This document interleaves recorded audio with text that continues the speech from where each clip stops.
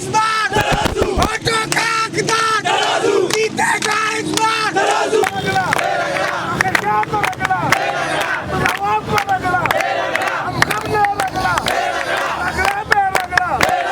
अस्सलाम वालेकुम, मैं हूं आपका मेज़बान नवीद फ़ारूक।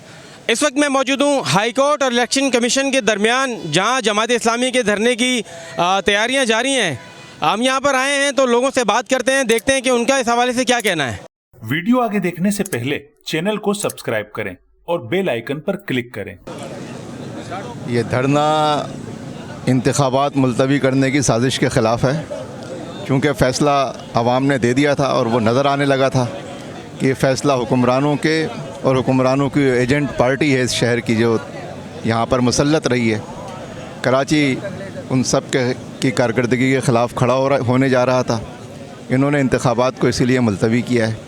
हम इस साजिशी फ़ैसले के ख़िलाफ़ आवाम का जो एहतजाज है वो रिकॉर्ड कराएंगे। जमात इस्लामी कराची इंजीनियर हाफिज़ नईमुर रहमान साहब की अपील पर शहर कराची की आवाम की बड़ी तादाद यहाँ पर एहतजाज के लिए जमा हुए है और इस एहतजाज का मकसद ये है, जो इलेक्शन कमीशन ने बल्दियाती इलेक्शन जो मुलतवी किया है, सूबाई हुकूमत पाकिस्तान पीपल्स पार्टी और MQM के कहने पर इसके ख़िलाफ़ शहर कराची की आवाम एहतजाज कर रही है और जमात इस्लामी का मुतालबा ये है कि इलेक्शन को बरवक्त करवाया जाए और शहर को एक मुंतखब मेयर दिया जाए। कि आप जानते हैं कि 24 जुलाई को इलेक्शन का ऐलान हुआ था और सिंध हुकूमत ने इसको पोस्टपोन कर दिया और उससे इस इलेक्शन से भागने का एक राह तैयार की कि बारिश का बहाना बनाया। तो इंशाल्लाह जमात इस्लामी जो है इसको इस इलेक्शन से भागने नहीं देगी और इंशाल्लाह यह इलेक्शन चाहे 24 जुलाई को हो या 28 अगस्त को, इंशाल्लाह जमात इस्लामी इनका मुकाबला करेगी और इस शहर में एक ईमानदार हुकूमत लाएगी। जो इस वक्त मैदान के अंदर निकली है वो एक जमात इस्लामी नज़र आ रही है।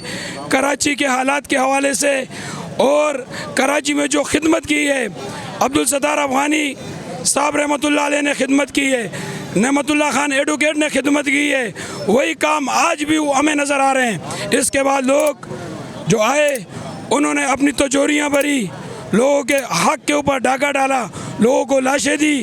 लिहाजा अगर ये लोग इलेक्शन जितना भी लेट करें, इंशाल्लाह जमात इस्लामी भारी अक्सरियत से जीतेगी इंशाल्लाह। बल्दियाती इलेक्शन होने वाले थे, लेकिन कुछ अनासरों ने अपनी शिकस्त नज़र आई तो उन्होंने अल्तवा की तरफ भेज दिया।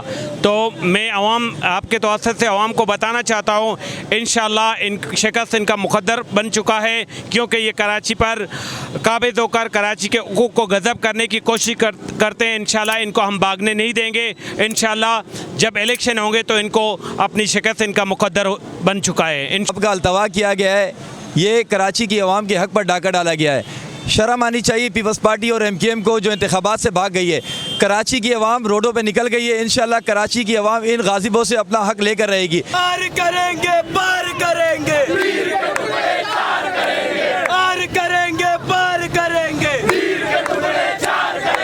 अल्लड़ पल्लड़ चल्लड़ पटाके, बीपी चोरों, बीपी